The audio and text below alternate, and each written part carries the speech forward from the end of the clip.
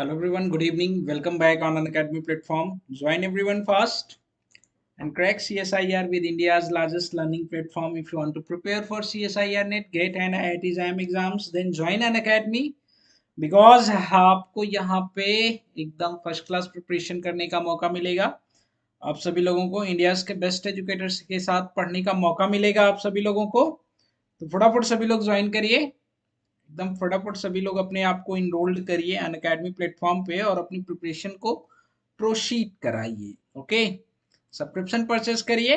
Well, my name is Ajay Krishna Pathak and I am your chemical science educator for CSIR NET.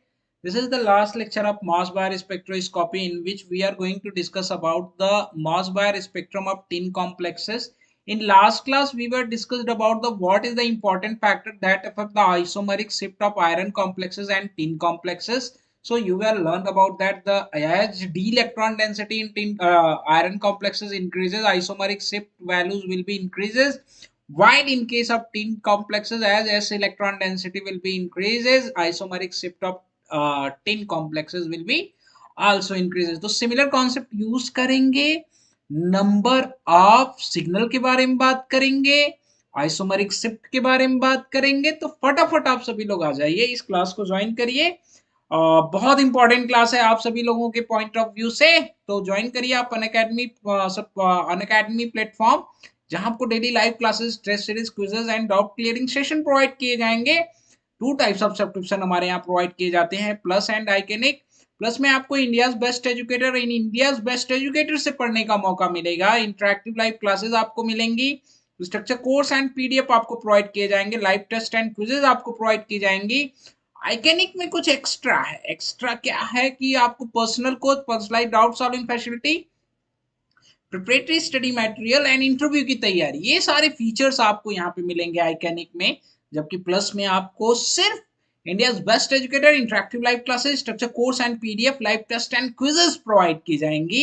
अगर आप subscription लेते हैं तो top exam expert की personal guidance में आप प्रिपरेशन करेंगे। वेल स्टडी प्लानिंग के थ्रू आपकी प्रिपरेशन कराई जाएगी।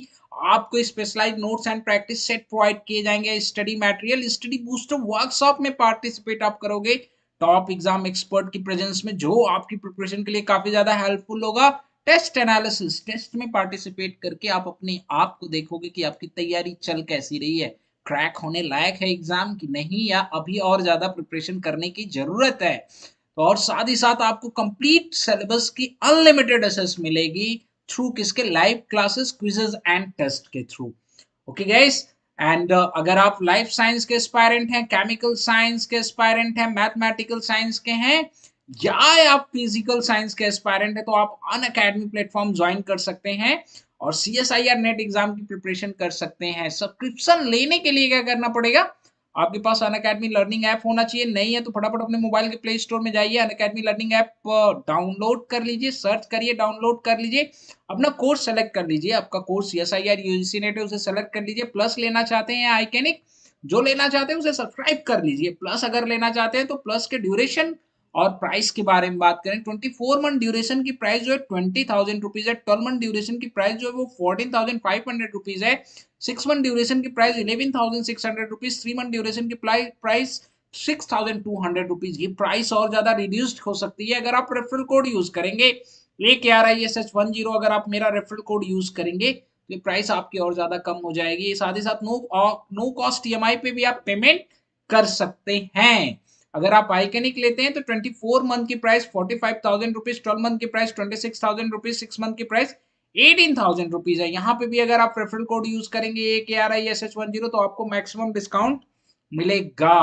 पेमेंट आप अपने डेबिट कार्ड, क्रेडिट कार्ड से कर सकते हैं। आप EMI सेलेक्ट किए तो भी डेबिट कार्ड और क्रेडिट कार्ड यूज कर सकते हैं। रजिस्टर्ड UPI ID और इंटरनेट बैंकिंग से पेमेंट कर सकते हैं। मेगा ऑफर है भैया सभी एस्पायरेंट्स के लिए। CSIR UGC नेट के 6 मंथ का कोर्स परचेज करेंगे 2 मंथ एक्स्ट्रा, 6 मंथ का लेंगे 12 मंथ का लेंगे 2 मंथ एक्स्ट्रा, 6 मंथ के साथ 1 मंथ एक्स्ट्रा।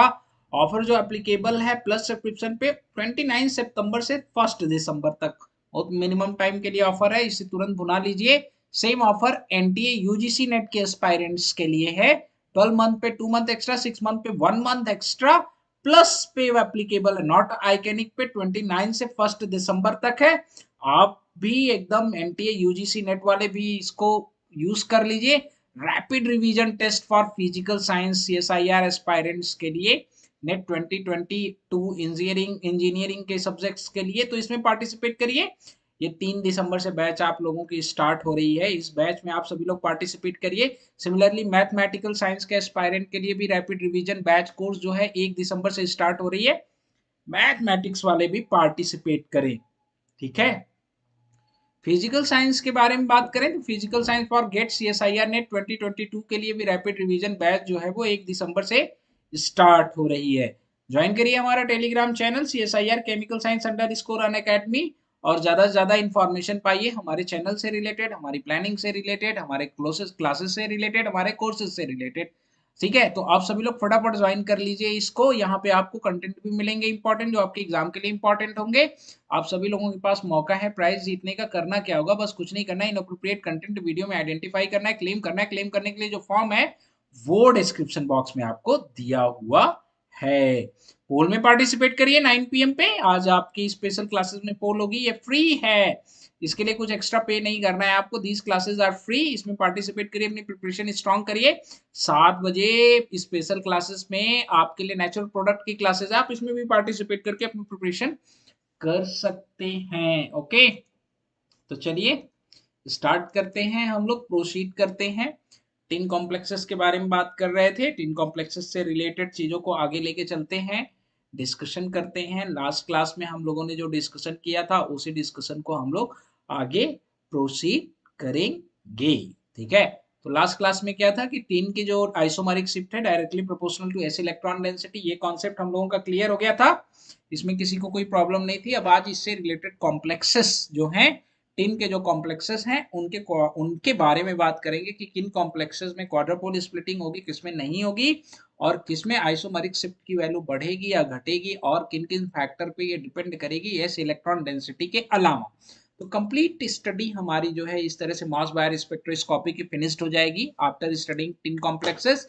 और आप एग्जाम में जब भी बैठोगे, क्लास थोड़ा लंबी होगी लेकिन कॉन्सेप्ट आपको पूरा मिला है, कॉन्सेप्ट पूरा मिला है तो जाहिर सी बात है कि अगर आप टॉपिक पढ़ के जाते हो, इसे क्वेश्चन आता है तो आपका वो क्वेश्चन छूटेगा नहीं, और क्वेश्चन छूटना नहीं चाहिए एग्जाम में। आपको इतना पढ़ के जाना चाहिए, कॉन्फिडेंस होना चाहिए कि मास बायर पढ़ के आए तो इसका क्वेश्चन सॉल्व करेंगे, या जो भी टॉपिक पढ़ के आए उसका क्वेश्चन सॉल्व करेंगे। ये सबसे ज्यादा इंपॉर्टेंट होता है आप सभी लोगों के एग्जाम के लिए। टिन के नेचुरल अबंडेंस की बात कर लेते हैं। नेचुरल अबंडेंस जो टिन की होती है वो आपकी कितनी होती है। हमारी आवाज आप सभी लोगों तक पहुंच रही है क्या? सभी कलाकार कहाँ गए भैया? टिन की जो नेचुरल अबंडेंस है वो आपकी कितनी होती है? 8.25%, ठीक है। नेचुरल अबंडेंस के बारे में बात कर रहे हैं। टिन 119 के बारे में बात कर रहे हैं, टिन 119 के बारे में बात कर रहे हैं। We are talking about tin 119, और यहाँ पे भी आपका क्या है? टिन 119। ओके, देखिए ये ग्राउंड स्टेट है, ये हमारा एक्साइटेड स्टेट है। सेम कॉन्सेप्ट वर्क करेगा जैसे हमारा कॉन्सेप्ट वर्क कर रहा था किसमें? आयरन में। आयरन में जैसे कॉन्सेप्ट वर्क कर रहा था वैसे ही यहाँ पे भी वर्क करेगा। भाई कमेंट तो कर दो, कौन कौन प्रेजेंट है क्लास में, हाय हेलो कुछ तो। ओ भाई कलाकारों, ऐसे कैसे काम चलेगा? कमेंट तो करना चाहिए ना आपको।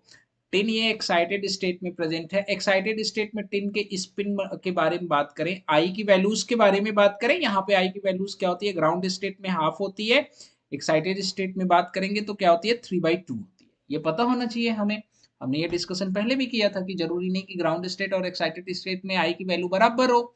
रेडियस के बारे में भी डिस्कशन किया था, रेडियस का भी कॉन्सेप्ट आपको निकल के आया था। एक्साइटेड स्टेट के रेडियस और ग्राउंड स्टेट के रेडियस के बारे में बात करते हैं तो क्या था आपका, इसके बारे में भी लास्ट क्लास में डिस्कशन किया था। अगर आप लोगों को याद हो तो थोड़ा सा पीछे चल जाएंगे तो भी आप देख लोगे आप आराम से। यहाँ पे हमने देखिए टिन के रेडियस के बारे में बात किया था कि एक्साइटेड स्टेट में जो रेडियस होगा वो ज्यादा होगा, ग्राउंड स्टेट में जो रेडियस होगा कम होगा। इसका मतलब जब R E minus R G square के बारे में बात करेंगे तो ये वैल्यू पॉजिटिव आएगी। तो आइसोमेरिक शिफ्ट की वैल्यू के बारे में भी डिस्कशन किया था, इसमें कोई दिक्कत विक्कत है नहीं। अगर आपने रिवाइज किया होगा तो आपको समझ में आ रहा होगा, अदरवाइज तो ऊपर से सब जाएगा, समझ में कुछ नहीं आएगा। तो समझने के लिए रिवीजन करना बहुत ज्यादा जरूरी होता है, ठीक है। ओके भाई, चलें आगे, कॉम्प्लेक्सेशन के बारे में बात करें, बाकी चीजों के बारे में बात करते हैं। आ जाइए आप लोग। Okay done. फटाफट। तो देखिए ये एक्साइटेड स्टेट का न्यूक्लियाई है, ये ग्राउंड स्टेट में आपका आता है, रेडिएशन एब्जॉर्ब करता है, फिर आपका जो ग्राउंड स्टेट का है वो इसे एब्जॉर्ब करेगा और कहाँ जाएगा, एक्साइटेड स्टेट में जाएगा। इस तरीके से ये न्यूक्लियर ट्रांजिशन होता है टिन के केस में। अब टिन के सारी बातों के बारे में बात करें तो टिन का जो आइसोमरिक शिफ्ट की वैल्यू है, टिन के केस में जो आइसोमरिक शिफ्ट है, आइसोमेरिक शिफ्ट, ओ भैया, ओ भैया, अब ये तो देखो सब पढ़ा दिए हैं, BSc chemistry honours, BSc chemistry honours, ये आपकी कल की क्लास है, कल की क्लास के बेस पे ही आज की क्लास है। आज हम टीन के कॉम्प्लेक्स की स्टडी करेंगे। टीन के कॉम्प्लेक्स में हमने आइसोमरिक शिफ्ट लर्न करने के बारे में सीखा था कि किन फैक्टर पे डिपेंड करेगा, ठीक है, और कैसे डिपेंड करेगा वो कल प्रूव किया था, ठीक है, सारी चीजों को। तो वहां पे कंक्लूजन क्या निकल के आया था कि टिन की जो आइसोमरिक शिफ्ट की वैल्यू है वो आपकी किस पे डिपेंड करेगी, एस इलेक्ट्रॉन डेंसिटी पे। जैसे जैसे टिन के केस में एस इलेक्ट्रॉन डेंसिटी बढ़ेगी वैसे वैसे इसकी आइसोमरिक शिफ्ट बढ़ेगी। जैसे यहाँ पे देखिए आप, टिन+2 के केस में एस ऑर्बिटल में इलेक्ट्रॉन है तो इसके आइसोमरिक शिफ्ट की वैल्यू क्या है, 2 से ज्यादा है। जब एस इलेक्ट्रॉन नहीं है +4 में तो इसके आइसोमरिक शिफ्ट की वैल्यू जो है वो 2 से कम है। BSc chemistry honours, clear? ओ भाई, अब तो ये इसी पे डिपेंडेंट है ना, ये तो आपको कल वाला करना पड़ेगा। तो टिन के आइसोमरिक शिफ्ट के बारे में बात करें तो आइसोमरिक शिफ्ट आपका क्या था, directly proportional to s electron density, directly proportional to what, s electron density, okay. इसी वजह से आपका जब हम बात करेंगे टिन+2 के आइसोमरिक शिफ्ट के बारे में, वो ज्यादा होगा इन कंपैरिजन टू टिन+4। ये सारा कल डिस्कशन हम लोगों ने कर लिया था, ठीक है, ये जितना भी था हम लोगों ने कल डिस्कशन कर लिया था, ठीक है। तो अब हम टिन+2 के कंपाउंड के बारे में बात करेंगे डिफरेंट डिफरेंट लिगेंड के साथ। हाँ हाँ, तो थोड़ा सा अगर आप प्रीवियस वीडियोस देख लेंगे तो आपकी जो चीजें हैं वो क्लियर हो जाएंगी, ठीक है, उसमें कोई प्रॉब्लम नहीं होगी। कंफर्म? यहाँ से रेडिएशन इमिट करता है, ये एब्जॉर्ब करता है और एक्साइटेड स्टेट में जाता है, और यही रिस्पॉन्सिबल होता है आपके किसके लिए, मॉसबायर स्पेक्ट्रम के लिए। आइए तो टिन के कॉम्प्लेक्स के बारे में बात करते हैं, टिन+2 के कंपाउंड के बारे में बात करते हैं, ठीक है। पहले टिन+2 कंपाउंड के बारे में हम लोग डिस्कशन करेंगे, क्लियर? तो टिन+2 कंपाउंड के बारे में डिस्कशन करें, इसे आगे लेके चलते हैं।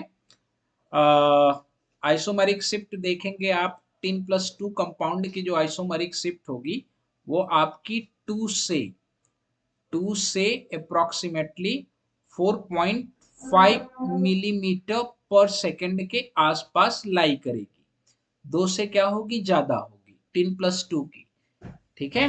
अब जैसे जैसे टिन में एस इलेक्ट्रॉन डेंसिटी बढ़ेगी वैसे वैसे इसकी आइसोमरिक शिफ्ट जो है वो भी बढ़ेगी। हम बात करते हैं SnCl2 के बारे में। SnCl2 कॉम्प्लेक्स के बारे में आपसे पूछ सकता है कि ये कॉम्प्लेक्स आपका सिंगलेट देगा या ये कॉम्प्लेक्स आपका डबलेट देगा, पहला क्वेश्चन, कि ये सिंगलेट देगा या डबलेट देगा। ये आप तब तक नहीं बता सकते जब तक आपको इसका स्ट्रक्चर नहीं पता है। अगर आपको इसके स्ट्रक्चर के बारे में पता रहेगा तभी आप बता पाओगे कि ये स्ट्रक्चरली एक्सियल है या नॉन एक्सियल है। अगर एक्सियल है तो क्वाड्रापोल स्प्लिटिंग होगी, और अगर क्वाड्रापोल स्प्लिटिंग होगी तब तो ये डबलेट शो करेगा, ठीक है। तो अगर SnCl2 के स्ट्रक्चर के बारे में बात करें जनरली, ठीक है, SnCl2 के स्ट्रक्चर के बारे में बात करें हम लोग, तो जनरली ये आपका किस फॉर्म में एग्जिस्ट करता है, पॉलीमरिक फॉर्म में एग्जिस्ट करता है। Cl, ये आपका Sn, ये आपका Cl, और ये आपका क्या है Sn, ये आपका क्या Cl। This complex exist in what? Polymeric form.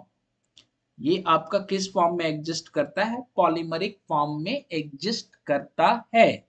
तो अगर मैं बात करूं दोनों टिन के बारे में, तो इस टिन का इलेक्ट्रॉनिक एनवायरनमेंट इस टिन का तो सिमिलर है, बट हम अगर इन दो टिन के बारे में बात करूं तो ये दोनों आपस में सिमिलर हैं, लेकिन इससे क्या है? डिफरेंट है।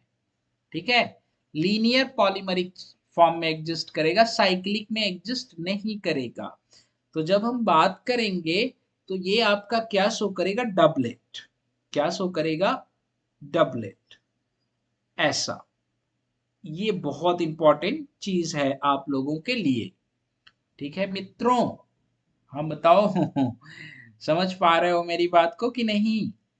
उसी तरह से, उसी तरह से अगर मैं बात करूं किसके बारे में? SnF2 के बारे में। SnF2 भी जो आपका है किस फॉर्म में एग्जिस्ट करेगा? ये ब्रीजिंग, ब्रीजिंग फॉर्म में एग्जिस्ट करेगा। मतलब ब्रीजिंग फ्लोरीन इसमें रहेगा आपका। ठीक है, ब्रीजिंग फ्लोरीन आपका इसमें रहेगा, ये चीज ऐसे। This one also exist in what? Polymeric, linear polymeric form. This one will be also show what?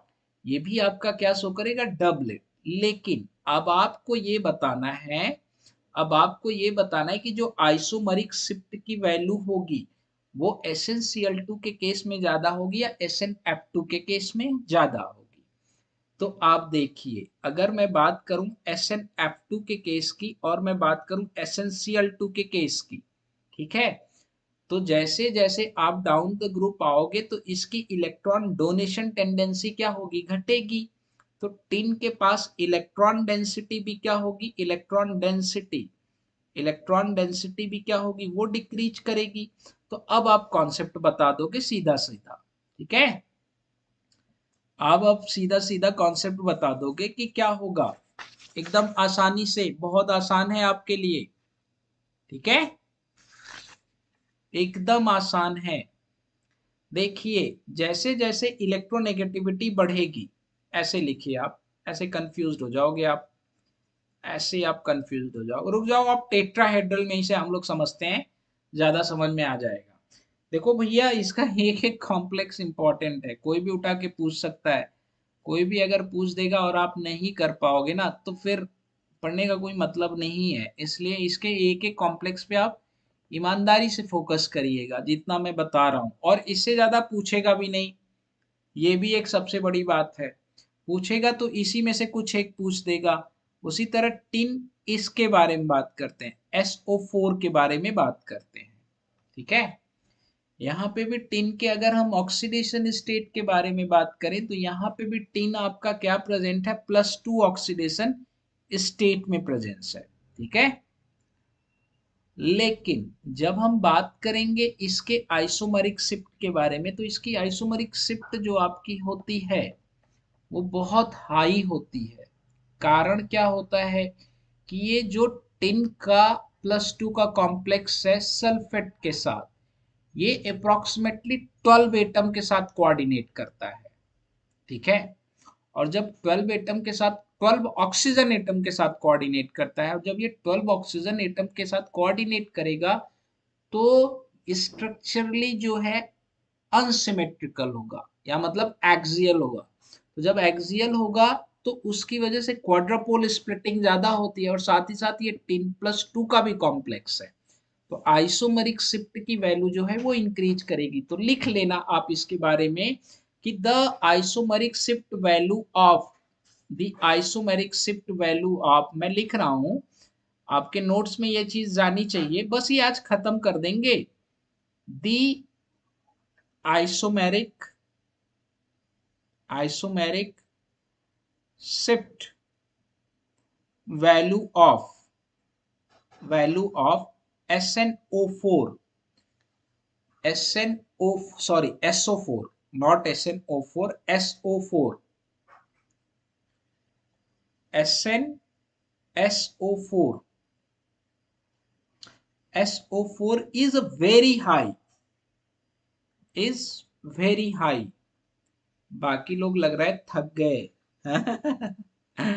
बाकी लोग थक गए। ठीक है, कंपेयर्ड टू कंपेयर्ड टू पानी भाई, compared to other other 10+2 complexes. लिख लो आप एकदम बढ़िया से, कंपेयर टू अदर 10+2 कॉम्प्लेक्सेस। ठीक है, दिस कॉम्प्लेक्स या दिस कंपाउंड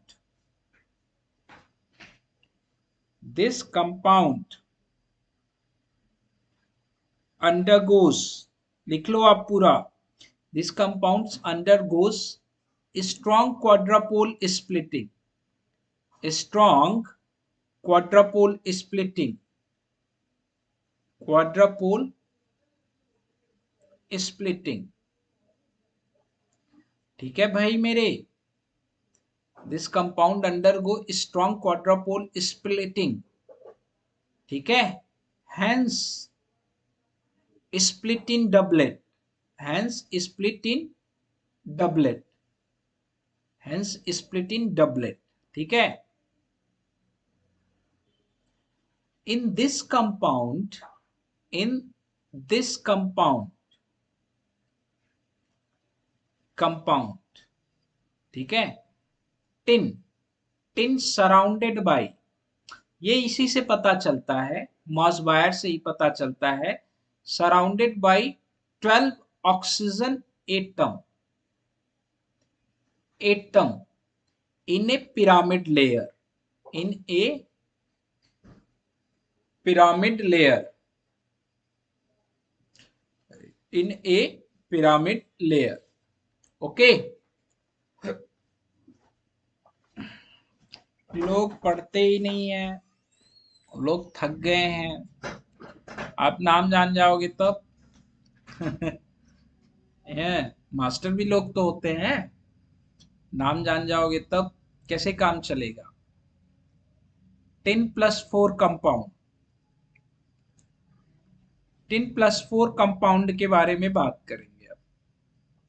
ठीक है, आ जाइए इसके बारे में बात करते हैं। अब हमें किसके बारे में स्टडी करनी है, 10+4 कंपाउंड के बारे में बात करनी है। 10+4 कंपाउंड के बारे में बात करेंगे तो जो आपका इलेक्ट्रॉनिक कॉन्फ़िगरेशन है वो आपका क्या होता है, वो आपका क्या होता है 5s0 6p0। यहाँ पे s इलेक्ट्रॉन डेंसिटी कम है तो 10+2 के कंपैरिजन में इसकी जो आइसोमरिक शिफ्ट की वैल्यूज होगी वो क्या होगी, कम होगी, और पहले पढ़ चुके हो। ठीक है, तो जाहिर सी बात है इसके आइसोमरिक शिफ्ट के बारे में बात करते हैं तो ये आपका 0.5 मिलीमीटर, मिलीमीटर पर second to to to to वो वाला, ठीक है, टू 2 मिलीमीटर पर सेकेंड, ये आपका लाई करता है इसका आइसोमरिक शिफ्ट, जो आपका क्या है 10+2 से स्मॉलर है। देखो अब 10+2 में ये था वैल्यूज, ठीक है, 10+2 से क्या है स्मॉलर है। आइसोमरिक शिफ्ट आप लोगों को सब समझ में आ रहा है ना, इसमें तो कोई दिक्कत विक्कत है नहीं किसी को। ठीक है, ये बहुत इंपॉर्टेंट है, सीधा क्वेश्चन आएगा, सीधा, कुछ करना ही नहीं है, बस इसे पढ़ के जाना है और सीधा सीधा आना है, और बस आप अगर पढ़े तो आप करके जाओगे।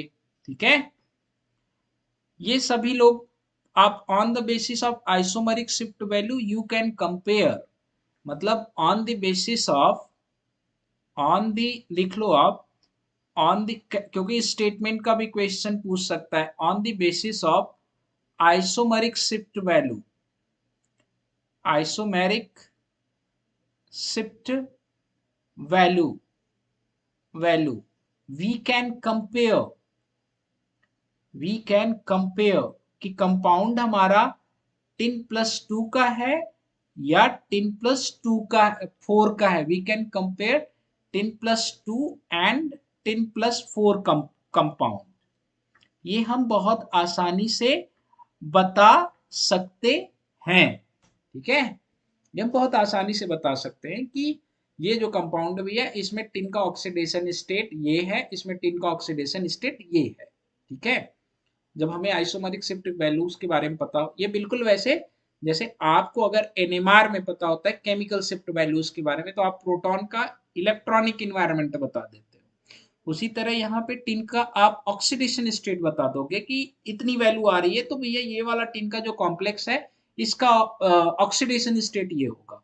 तो ऑक्सीडेशन स्टेट अगर आप बताने में सक्षम है, और अगर आपने कोऑर्डिनेशन एटम, कोऑर्डिनेटिंग एटम और सराउंडिंग एटम बता पहचान लिया, ठीक है, सराउंडिंग एटम आपने बता दिया, आपको पता है कि ये सराउंड, तो आप उसकी ज्योमेट्री भी बता दोगे कि ये आपका लीनियर है, टेट्राहेड्रल है, ऑक्टाहेड्रल है, क्या ये सारा सब कुछ आप बता दोगे, उसमें कोई प्रॉब्लम आपको नहीं आएगी। ये आपके स्पेक्ट्रोस्कोपी का अंतिम पोर्शन चल रहा है, ठीक है, इनऑर्गेनिक का। अगर ईएसआर नहीं पढ़ाना, ईएसआर नहीं पढ़ा पाऊंगा, मेरे पास इतना टाइम नहीं है, अब आप लोग इंटरेस्टेड भी नहीं हो, तो अब ईएसआर तो शायद ही पढ़ाऊं, लेकिन इससे ज्यादा मॉसबायर स्पेक्ट्रोस्कोपी से क्वेश्चन नहीं आएगा, ये गारंटी है मेरी। अगर आप नहीं कर पाओगे तब वाली बात अलग है, ठीक है। आइए अब हम बात करते हैं, हमारे पास टिन के कुछ कॉम्प्लेक्स हैं, SnF4, SnCl4, SnBr4 और SnI4, ये कॉम्प्लेक्स है, ठीक है, जिसमें टिन का ऑक्सीडेशन स्टेट क्या है, +4 ऑक्सीडेशन स्टेट है, ठीक है। अब यहां पे बात करते हैं, इस वाले केस में हम बात करते हैं, ये ध्यान दीजिए, ये दो तीनों जो हैं ये 1 सिग्नल देते हैं। हाँ हाँ वो करवा देंगे, वो तो करवा ही देंगे। ये आपका क्या है, एक सिग्नल देता है, ठीक है, गिव ओनली 1 सिग्नल। सबका स्ट्रक्चर क्या होता है, टेट्राहेड्रल होता है। स्ट्रक्चर सबका क्या होता है, टेट्राहेड्रल होता है। ये तीनों अगर 1 सिग्नल दे रहे हैं तो इसका मतलब नो क्वाड्रापोल स्प्लिटिंग, नो क्वाड्रापोल स्प्लिटिंग, यहां कोई क्वाड्रापोल स्प्लिटिंग नहीं हो रही है। अगर ये आपके एक स्ट्रक्चर दे रहे हैं तो, एक सिग्नल दे रहे हैं तो, ठीक है, इनके बारे में बात करें तो ऑल आर परफेक्ट टेट्राहेड्रल। क्या, परफेक्ट, ये तीनों परफेक्ट टेट्राहेड्रल है, ठीक है। ये सारा कंक्लूजन निकल के आता है। ये किसने बताया, ये मॉसबायर ने ही बताया कि भैया इस कॉम्प्लेक्स का स्ट्रक्चर क्या है। लेकिन लेकिन लेकिन जब हम टिन टेट्राफ्लोराइड के बारे में बात करते हैं तो ये डबलेट देता है, ठीक है। डबलेट देने का मतलब कि यहाँ पे क्वाड्रापोल स्प्लिटिंग हो रही है टिन टेट्राफ्लोराइड के केस में। तो ये आप ध्यान से देखना मैं क्या बोल रहा हूँ। टिन टेट्राफ्लोराइड के बारे में बात करूं तो ये आपका क्या देता है, ये आपका डबलेट देता है। और डबलेट किसकी वजह से देता है, क्वाड्रपोल स्प्लिटिंग की वजह से। अब ये क्वाड्रपोल स्प्लिटिंग होती किसकी वजह से है, ये बहुत इंपॉर्टेंट चीज है। अब ये जो क्वाड्रापोल स्प्लिटिंग इसके बीच में हो रही है, ये किस वजह से हो रही है, ये बहुत इंपॉर्टेंट चीज है, ठीक है। तो जब हम टिन टेट्राफ्लोराइड के बारे में बात करते हैं, टिन टेट्राफ्लोराइड के बारे में बात करते हैं और इसकी आइसोमेरिक शिफ्ट की वैल्यूज के बारे में भी बात करते हैं, तो इसकी आइसोमेरिक शिफ्ट की वैल्यू जो है ना वो भी बहुत कम होती है, अप्रोक्सीमेटली 1.6 mm पर सेकेंड। बहुत स्मॉल क्वाड्रापोल स्प्लिटिंग भी, सॉरी, आइसोमेरिक शिफ्ट की वैल्यू भी होती है बहुत स्मॉल। एक्चुअल में होता क्या है, एक्चुअल में देखो आप होता क्या है, जैसे जैसे आप इलेक्ट्रोनेगेटिव एटम लगाते हो, ठीक है, टिन के ऊपर, टिन के ऊपर जैसे जैसे आप इलेक्ट्रोनेगेटिव एटम लगाते जाओगे वैसे वैसे टिन में आयनिक कैरेक्टर आता है। क्या आता है, आयनिक कैरेक्टर आता है, और आयनिक कैरेक्टर आने की वजह से ये स्ट्रक्चर परफेक्ट टेट्राहेड्रल नहीं होता है। अब परफेक्ट टेट्राहेड्रल नहीं हुआ तो ये परफेक्ट स्फेरिकल नहीं हुआ, और परफेक्ट स्फेरिकल नहीं हुआ तो क्या हो गया, एक्सियल हो गया, और एक्सियल हो गया तो क्वाड्रपोल स्प्लिटिंग हो गई, और क्वाड्रपोल स्प्लिटिंग हो गई तो क्या हो गया, आपका क्या शो करेगा, डबलेट शो करेगा। Clear. In comparison chlorine bromine iodine, chlorine bromine iodine down the group आप जब जा रहे हो तो इलेक्ट्रोनेगेटिविटी क्या हो रही है, घट रही है। इलेक्ट्रोनेगेटिविटी जब घटेगी तो टीन से इलेक्ट्रॉन विड्रॉ करने की प्रोबेबिलिटी भी क्या होगी, घटेगी। और टीन से इलेक्ट्रॉन विड्रॉ करने की प्रोबेबिलिटी जब घटेगी तो s ऑर्बिटल में इलेक्ट्रॉन डेंसिटी क्या होगी, बढ़ेगी। अब जब s ऑर्बिटल में इलेक्ट्रॉन डेंसिटी बढ़ेगी तो इसकी आइसोमरिक शिफ्ट की वैल्यू भी क्या होगी, बढ़ेगी। तो SnF4 SnCl4 SnBr4 SnI4 में अगर हम बात करें कि सबसे ज्यादा किसकी आइसोमरिक शिफ्ट होती है, तो isomeric shift of tin complexes depend upon s electron density of tin. s electron density in tin will be increases as electronegativity of coordinating atom decreases. The electronegativity of iodine is less and the electronegativity of fluorine is a more, due to which the SnF4 complexes have a less electron density while SnI4 complexes have a more electron density. That's why बाकी सब कुछ बराबर है। आया समझ में कि नहीं भाई? क्या क्या बोल गए हम, हमें खुद नहीं पता। हम तो टीम की तरफ देखते गए और बोलते गए। ओ गुरु बता दो भाई, आया समझ में कि नहीं?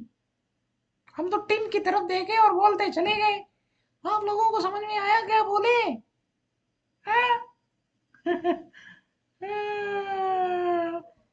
अब अगर यहाँ क्वाड्रापोल स्प्लिटिंग हो रही है तो there is a very simple कि हम इसके स्ट्रक्चरल डिटर्मिनेशन पे भी आसानी से जा सकते हैं। ये सारे तो परफेक्ट टेट्राहेड्रल फॉर्म में एग्जिस्ट करते हैं, लेकिन जब SnF4 के बारे में बात करें तो SnF4 के साथ कहानी थोड़ा कुछ अलग हो जाती है। ठीक है, SnF4 का जो स्ट्रक्चर है वो क्या करने लगता है, दो fluorine high electron density another tin के साथ ब्रिज फॉर्म करने लगता है। तो ये पॉलीमरिक फॉर्म में एग्जिस्ट करता है। इससे इसका स्ट्रक्चर भी क्या हो जाता है, पता चल जाता है कि this tin tin tetrafluoride exist in what, polymeric form. ठीक है, ये F, ये F और ये F और ये F। तो इससे ये भी पता चलता है कि the structure of tin tetrafluoride is not perfect tetrahedral.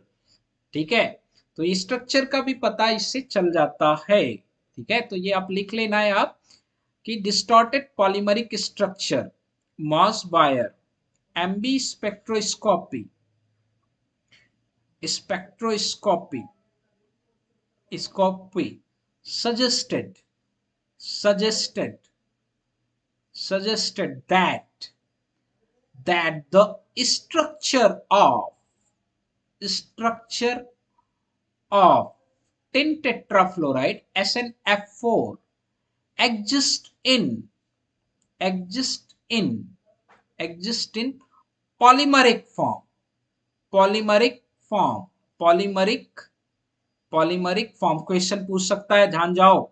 polymeric form in which in which in which in which ये आप देखो, आप इस वाले टिन के साथ अगर बात करें तो इस वाले टिन के साथ क्या हो जा रहा है कि चारों के चारों फ्लोरीन एटम जो है ना, इस वाले टिन के किस में पार्टिसिपेट कर रहे हैं, ब्रीजिंग में पार्टिसिपेट कर रहे हैं। In which four fluorine atom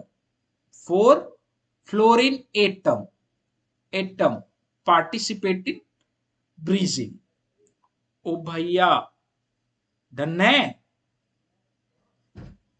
in bridging नहीं मिलेगा पूरा, ये ध्यान बता दे रहा हूं। कंपेयर कर लियो जो जो पढ़ाया होगा मॉस बायर स्पेक्ट्रोस्कोपी, यहाँ तो कतई नहीं पढ़ा पाएगा इस प्लेटफॉर्म पे, खास करके वाईटी पे। और भी बुला लेना है आप, बाकी आपको मिलाने हैं तो बहुत कम जगह आपको कंप्लीट आपको कंटेंट मिलेगा। कंटेंट बहुत इंपॉर्टेंट होता है आपके एग्जाम को क्रैक करने के लिए, important content.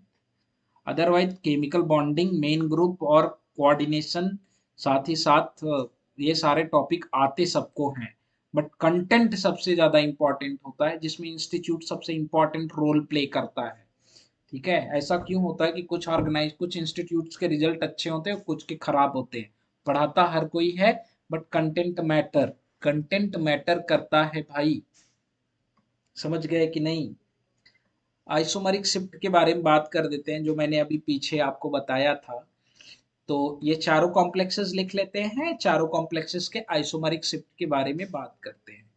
SnF4, SnCl4, SN। देखो भैया, ये क्लास जो जिसने पीछे वाली नहीं ली है उसे नहीं समझ में आएगी, उसे शुरू से देखना पड़ेगा, तब वो जाके मॉसबेयर स्पेक्ट्रोस्कोपी समझ पाएगा। ठीक है, अगर बीच में आप पढ़ोगे तो आपको समझ में नहीं आएगी और बहुत ही बोरिंग लेक्चर लगेगा। फिर आप कहोगे कि मास्टर पता नहीं क्या पढ़ा रहा है। तो इसमें ही आप लिख लो एज, मैं यहीं पे लिखता हूं, as electronegativity of, as electronegativity of, मैं इधर लिखूं ज्यादा अच्छा है, ये सॉरी इधर लिखूं, as electronegativity of, electronegativity of, negativity of halogen, halogen, halogen decreases electron density on tin, electron density on tin increases, so s electron density also increases। ठीक है, hence isomeric shift value, isomeric shift value जो होगी आपकी वो भी क्या होगी भैया, वो भी इंक्रीज करेगी। ये आपने कल पढ़ लिया था, कल इसके बारे में हमने बात कर लिया था। तो जब हम आइसोमरिक शिफ्ट वैल्यूज के बारे में बात करते हैं, जनरली मैं एक अप्रोक्सीमेट वैल्यूज लिख रहा हूँ, तो जनरली जब मैं बात करता हूँ तो इसका आपका आता है -0.47, इसका थोड़ा बढ़ जाता है -0.857, और इसका आपका जो है, sorry sorry sorry, this is not negative, this one will be positive. और इसके बारे में बात करें तो इसकी आइसोमेरिक शिफ्ट की वैल्यूज क्या हो जाती है आपकी, 1.15 के आसपास होता है, इसका 1.55 के आसपास होता है। ठीक है, ये आइसोमेरिक शिफ्ट वैल्यूज हमने किस फॉर्म में लिखी है भैया, मिलीमीटर पर सेकेंड में लिखा है। ठीक है, ये हमने पढ़ा है। टॉपिसिटी करवा दीजिएगा, केमिस्ट्री का प्लीज सर एक लेक्चर ले लीजिए, डेफिनेटली ले लेंगे, डोंट वरी, लेक्चर लेंगे, टॉपिसिटी भी करवाएंगे, कंफर्मेशनल एनालिसिस भी करवाएंगे, और उतना ही आपके एग्जाम के लिए सफिशिएंट होगा, डोंट वरी। लेकिन एक खत्म कर लें बच्चा, प्रिया आरजू, तब उसके बाद उसको करवा देते हैं, घबराइए मत, आप लोग बस पढ़ते जाइए, हम सब करवाएंगे। ठीक है, क्लियर, क्लियर।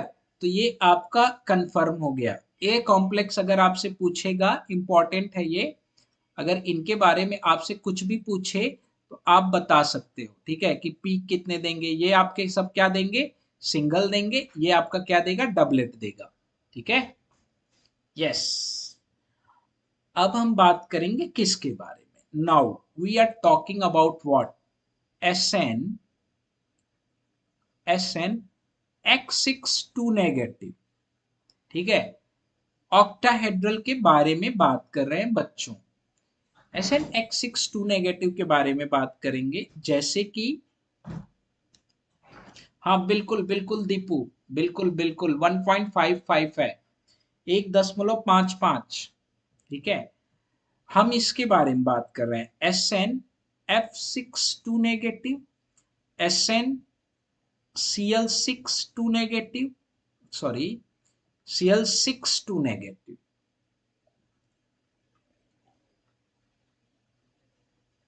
Cl62 नेगेटिव, और आपका क्या है, Sn, कहाँ गई वो, क्या नाम है उनका, बच्चा रबीना, SnBr6, SnI62 नेगेटिव। ठीक है,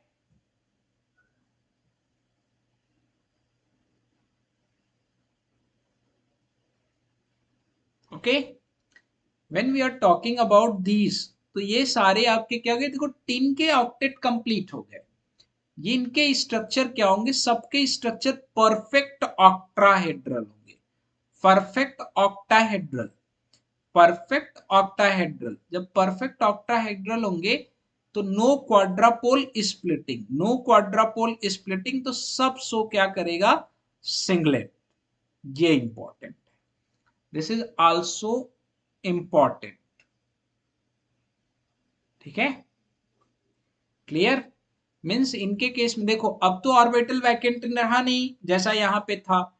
इस केस में क्या था, यहाँ पे ऑर्बिटल वैकेंसी थी, फ्लोरीन स्मॉल एटम था, उसके पास लोन पेयर था, तो वो दूसरे मेटल के साथ पॉलीमर का फॉर्मेशन करेगा इंटरेक्ट करके। लेकिन इसके साथ आपका क्या हो जाता है, इसके साथ एक एक पॉइंट इंपॉर्टेंट है। हो सकता है ये आपको 4 नंबर आपके एग्जाम में दिला दे, या हो सकता है 2 नंबर दिला दे। ये ध्यान रखना, आप इसे मजाक में समझ रहे हो, मजाक तो कतई नहीं समझनी चाहिए, कुछ टॉपिक्स को तो सीरियसली लेना चाहिए।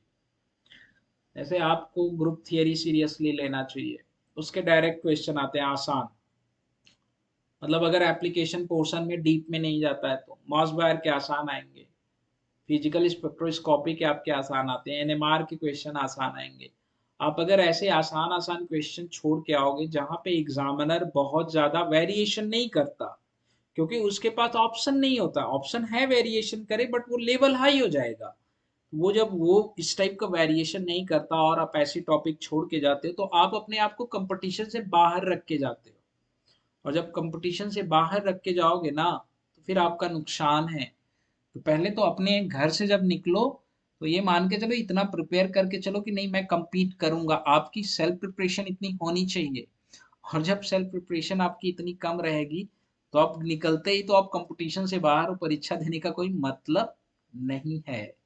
ठीक है, बस खाली आप जाके एक एक्सपीरियंस आप ले सकते हो। ठीक है, तो ये छोटी छोटी मगर मोटी बातें हैं।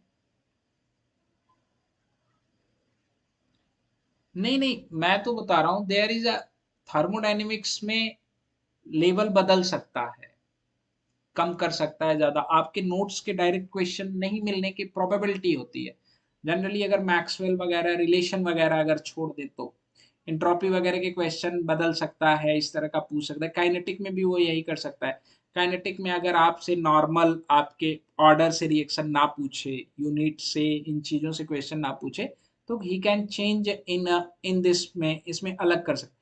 बट यहाँ ज्यादा अलग नहीं करेगा बिकॉज यहाँ लिमिटेशंस होती हैं, और लिमिटेशंस में आपको उसी में पूछना है, उसी में घुमा फुरा के पूछना है, तो आपके सही होने के चांसेस ज्यादा होते हैं। तो ऐसे टॉपिक्स को कभी नहीं छोड़ना चाहिए। ऐसे टॉपिक बहुत कम टाइम लेते हैं, लेकिन जो भी कराएंगे आपका स्ट्रांग कराएंगे। ये पता चला कि पप्पू ने 6 महीने क्वांटम पढ़े और क्वांटम के क्वेश्चन ना ही हुए भाई। हाँ, और क्वांटम के जो है क्वेश्चन ना हुए इनसे। क्लियर। उसी तरह से जब हम बात करेंगे किसके बारे में,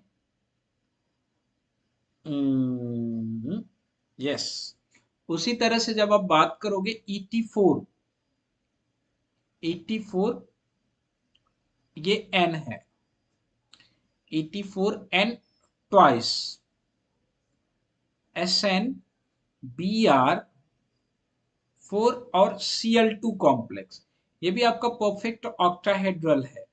उसी तरह से 84 एन ट्वाइस, यहाँ पे टिन, और यहाँ पे क्या लगा हुआ है, Br4I2, I2, सॉरी, हाँ Br4I2, यस यस। और उसी तरह से बात करें अगर हम Et4N, अब देखो कॉन्सेप्ट लर्न कर गए हो आप। ठीक है, मैं आपसे पूछूंगा जो सवाल, उस सवाल का देंगे आप सीधा सा जवाब। ठीक है, उस सवाल का आप सीधा सा जवाब देंगे, Br4I2, और यहाँ पे मैं क्या कर दूं, Cl4I2, और एक कॉम्प्लेक्स आपका है क्या, Et4N। अगर आप पढ़े रहोगे तो भी कर पाओगे। टिन, यहाँ पे आपका क्या लगा दूं, Br4F2। इसमें से आप बता सकते हो कि सबसे ज्यादा आइसोमरिक शिफ्ट किसकी होगी, कोई भी, कोई भी बता सकता है।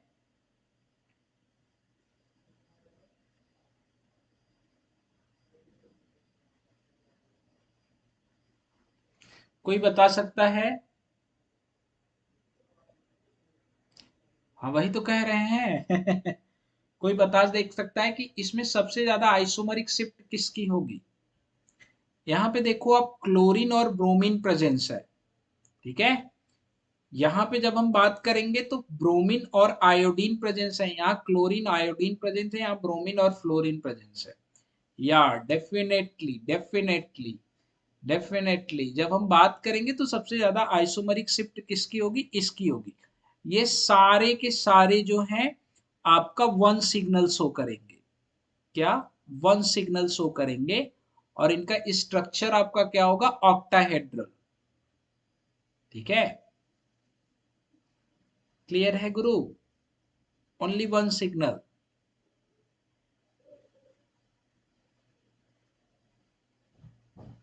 डन है? हाँ डेफिनेटली।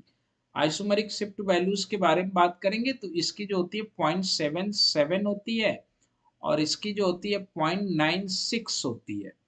और इसके बारे में बात करें, इसके बारे में अगर हम लोग बात करते हैं तो इसकी जो होती है 0.86 होती है, और इसकी जो होती है 0.53 होती है।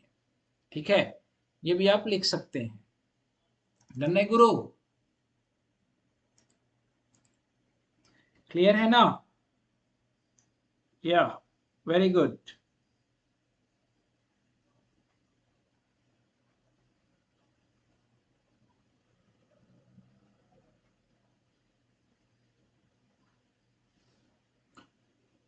ओके,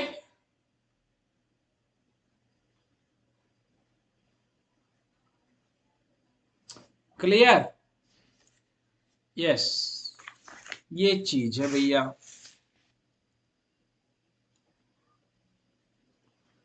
ये चीजें हैं, ठीक है। इसमें देखो कुछ है नहीं आपका, ये मोस्ट ऑफ कॉन्सेप्ट जो है उसमें कुछ है नहीं। ठीक है,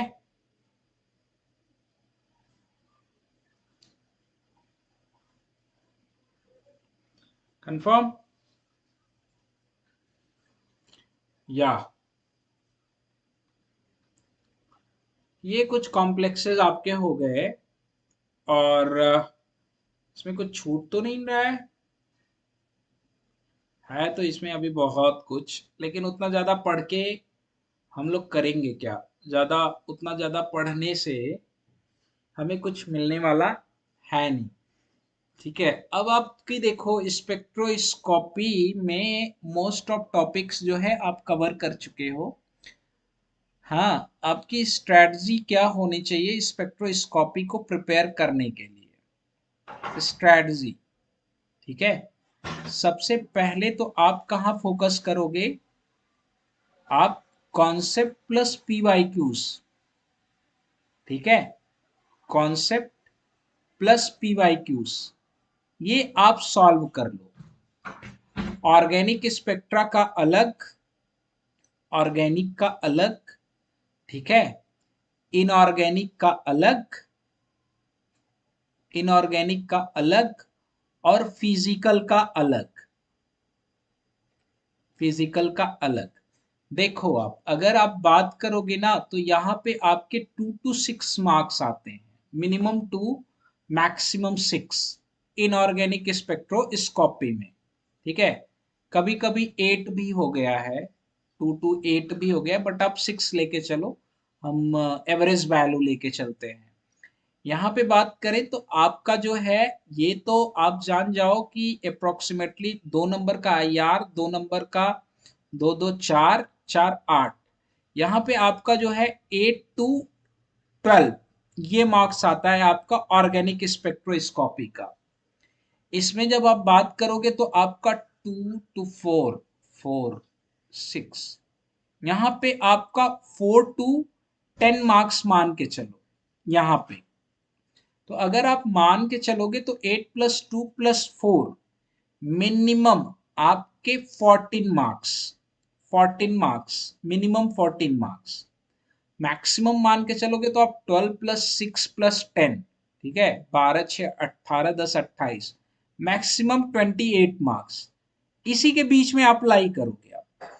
14 टू 28 मार्क्स के बीच में लाई करोगे इस टॉपिक से, तो आपकी स्ट्रेटजी सबसे पहले क्या होनी चाहिए कि आपके जितने भी कॉन्सेप्ट्स हैं एंड पीवाईक्यूज वो क्लियर होने चाहिए। ठीक है, कॉन्सेप्ट प्लस पीवाईक्यूज क्लियर होने चाहिए। और never forget selection rule. Selection rule तो आप हर एक स्पेक्ट्रोस्कोपी का करके ही जाना, क्योंकि ये सीधा पूछ देता है कि what is the selection rule for this spectroscopy. ठीक है, मॉसबायर का, ईएसआर का पूछ दिया, रोटेशनल रमन का पूछ लिया, वाइब्रेशनल का पूछ लिया, आईआर का पूछ लिया। ठीक है, तो सिलेक्शन रूल तो सबका, सिलेक्शन रूल का तो एक आप बना लो ही, कंप्लीट सिलेक्शन रूल का एक आपके पास शॉर्ट नोट्स होना चाहिए। ठीक है, अब इतने नंबर बहुत मायने रखते हैं, आप नहीं समझ रहे हो, इतने नंबर बहुत मायने रखते हैं। और ऐसा नहीं कि ऐसा कुछ पूछ देगा आप कर नहीं पाओगे। आपका कॉन्सेप्ट क्लियर रहेगा, प्रैक्टिस रहेगी, आप क्वेश्चन कर ले जाओगे। इसके लिए और एक्स्ट्रा कुछ नहीं पढ़ना है। जैसे बाकी सारी चीजों के लिए आपको लगेगा कहाँ का पढ़ें कहाँ का ना पढ़ें, इसीलिए कुछ नहीं करना है। इसे आपको नोट्स पढ़ना है, पीवाईक्यूज करना है, इसके क्वेश्चन 100% सॉल्व हो जाने हैं। 100% इसके क्वेश्चन सॉल्व होने की चांसेस होते हैं स्पेक्ट्रोस्कोपी के लिए। आपको एक्स्ट्रा ना कोई किताब उठानी है ना तो कुछ पढ़ना है, किसी भी एजुकेटर को फॉलो कर रहे हो उस एजुकेटर का नोट्स पढ़ना है, पीवाईक्यूज सॉल्व करना है। एक्स्ट्रा क्वेश्चन कुछ नहीं करना है, पीवाईक्यूज करके जाना है, उससे कॉन्सेप्ट आएगा, कॉन्सेप्ट से क्वेश्चन आएगा और सॉल्व करोगे, आप मार्क्स गेन कर लोगे। ये स्पेक्ट्रोस्कोपी की बहुत ही प्लेन स्ट्रेटजी होती है, एकदम प्लेन स्ट्रेटजी। ठीक है, तो आपका फोकस कॉन्सेप्ट पे होना चाहिए और कॉन्सेप्ट के साथ साथ पीवाईक्यूज पे होना चाहिए, बस। इतना करके जा रहे हो, इतनी ही एफर्ट दिखानी, इतना करके जा रहे हो तो पक्का आप मिनिमम 14 मार्क्स तो स्पेक्ट्रोस्कोपी से पा ही जाओगे। मिनिमम 14 मार्क्स, 14 टू 15 मार्क्स आप पूरी स्पेक्ट्रोस्कोपी से पा ही जाओगे, कुछ नहीं करना है। बाद में आपका बचता है physical chemistry, organic chemistry, inorganic chemistry. अब physical chemistry, organic chemistry, inorganic chemistry की स्ट्रैटेजी अलग अलग है। ऐसा नहीं कि हम एक ही धर्रे पे जा रहे हैं। प्रिपरेशन के लिए ऑर्गेनिक, फिजिकल, इनऑर्गेनिक की स्ट्रैटेजी अलग होगी, वो स्ट्रैटेजी आपको बनानी है। आपको बनानी कैसे है ये आपको डिसाइड करना होगा कि आप ऑर्गेनिक में क्या कर रहे हो, आप इनऑर्गेनिक में क्या कर रहे हो, और आप फिजिकल में क्या कर रहे हो। ठीक है, लेकिन एक बात मैं आपको बता दूं, ऑर्गेनिक पढ़ो या ना पढ़ो, फिजिकल पढ़ो या ना पढ़ो, इनऑर्गेनिक की एक भी टॉपिक को नहीं छोड़ना है। प्रायोरिटी सबसे पहले ऑर्गेनोमेट्रिक केमिस्ट्री। ठीक है, फिर उसके बाद कोऑर्डिनेशन केमिस्ट्री। ठीक है, देखो केमिकल बॉन्डिंग तो पढ़नी ही पढ़नी है, इसको तो नहीं रखना है कि ये पढ़े या ना पढ़े। ऑर्गेनोमेट्रिक केमिस्ट्री, फिर कोऑर्डिनेशन केमिस्ट्री, कोऑर्डिनेशन केमिस्ट्री के बाद आपको मेन ग्रुप, मेन ग्रुप के बाद आप बायो इनऑर्गेनिक रखोगे, बायो इनऑर्गेनिक के बाद एप ब्लॉक। ये आपकी प्रियोरिटीज होनी चाहिए। ठीक है, ये करके जाते हो आप, इनऑर्गेनिक अगर टोटल करके जाते हो आप 100 मार्क्स तक का क्वेश्चन आता है। और बहुत आसान होता है कि आप यहाँ से 17 टू 16 मार्क्स बहुत अच्छे से आप ले सकते हो अगर आपने ये चीजें प्रिपेयर की हैं तो।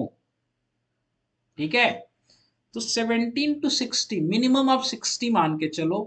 आप अगर 10 मार्क्स सोचो, आप 60 मार्क्स अगर इनऑर्गेनिक से लेते हो, 10 मार्क्स अगर स्पेक्ट्रोस्कोपी से लेते हो, आपके 70 मार्क्स हो गए। अब आपको कितने मार्क्स चाहिए, 50 मार्क्स, मैक्सिमम 50 मार्क्स चाहिए, जो आपको कहाँ पे बांटना है, फिजिकल में बांटना है। ठीक है, और ऑर्गेनिक में बांटना है। ये ये मैं उस बंदे की बात कर रहा हूं जिस बंदे की कोई सेलेक्टिविटी ही नहीं है, वो चाहता है मैं सब पढ़ के जाऊं।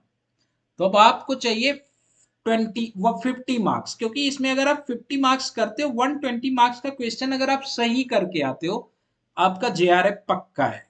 कैटेगरी कोई भी हो आपकी, जेआरएफ पक्का है, इसमें कुछ सोचना ही नहीं है। तो अब फिजिकल और ऑर्गेनिक इंटरेस्ट डिपेंडेंट टॉपिक हो जाती है। इनमें इंटरेस्ट ना दिखाना कि मेरा इनऑर्गेनिक अच्छा नहीं लगता, ये अच्छा नहीं लगता, सिलेक्शन से बाहर हो भैया। इनमें इंटरेस्ट नहीं दिखाना, interest dependent topic organic physical हो जाती है, स्पेक्ट्रोस्कोपी और इनऑर्गेनिक में इंटरेस्ट नहीं, वो पढ़ना ही पढ़ना है, उसे नेग्लेक्ट नहीं करना है, ये मान के चलो। अब ऑर्गेनिक और फिजिकल की स्ट्रैटेजी अलग होती है। अब जिसे ऑर्गेनिक पढ़ना है उसे पूरी पढ़ के जाना है ना, कि सेलेक्टिव रहे। हाँ, यहां आप थोड़ा सेलेक्टिव हो सकते हैं, लेकिन ऑर्गेनिक के क्वेश्चन सॉल्व करने के लिए आपको वोल ऑर्गेनिक केमिस्ट्री पढ़नी होगी, एरोमेटिसिटी से लगा के हेट्रोसाइक्लिक तक, वहां कुछ नहीं छोड़ना है अगर आपने ऑर्गेनिक करके जाना है तो। ठीक है, अदरवाइज आप ऑर्गेनिक के क्वेश्चन हिला नहीं पाओगे। ठीक है, फिजिकल में आप सेलेक्टिव हो सकते हो, वो सबके ऊपर डिपेंड करता है, आप वेटेज के अकॉर्डिंग सेलेक्टिव हो सकते हो। तो इन दोनों की अपनी अलग स्ट्रेटजी होती है, आप बना सकते हो, या फिर हम कभी डिस्कस करेंगे। बट मैं आपको बार बार कह रहा हूं, इनऑर्गेनिक फिजिकल, इनऑर्गेनिक और स्पेक्ट्रोस्कोपी में कोई सिलेक्शन नहीं, पूरी इनऑर्गेनिक पढ़नी है, पूरी स्पेक्ट्रोस्कोपी पढ़ के जाना है, ये ध्यान रखना, इसमें सिलेक्शन मत रखना। ठीक है, सेलेक्टिविटी इनमें रखना। अब सेलेक्टिविटी किस बेस पे रखोगे ये आपको पता है। ठीक है, तो चलिए, सही है, आप लोग अपनी तैयारी करिए, स्पेक्ट्रोस्कोपी आपकी फिनिश्ड हो गई, ईएसआर बचती है आपकी, देखेंगे ईएसआर कराना होगा तो करा देंगे, नहीं तो इतना सफिशियंट है। हमारा टेलीग्राम चैनल ज्वाइन कर लीजिए, आपको जो क्लासेस लगेंगी उसकी लिंक आपको मिलती रहेगी। प्रैक्टिस सेशन आपके लिए चलेगा ही, आप प्रैक्टिस सेशन में भी आप पार्टिसिपेट कर ही सकते हैं, और आप प्रिपरेशन कर सकते हैं अच्छे तरीके से। ओके, क्लियर, सभी लोग निकल लिए क्या भाई, सबके सब कलाकार? तो thank you everyone, don't forget to like share subscribe करना बिल्कुल ना भूलें। आप सभी लोग लाइक भी कर लें, शेयर भी कर लें, और अपने मित्रों के साथ इसे सब्सक्राइब भी कर लें, अपने मित्रों से भी करवा लें, बिकॉज चैनल पे आने वाले टाइम में आपके गेट के एग्जाम के लिए और आपके नेट एग्जाम के लिए जो स्ट्रेटजी चल रही है, या जो प्रैक्टिस सेशन होंगे, वो बहुत ही हेल्पफुल होंगे आप सभी कैंडिडेट्स के लिए। ओके, तो इसमें आप पार्टिसिपेट करिए। मिलते हैं नेक्स्ट क्लास में 7 PM पे, 7 PM पे ही क्लास है। ओके, 7 PM पे, ठीक है, बाय बाय, टेक केयर।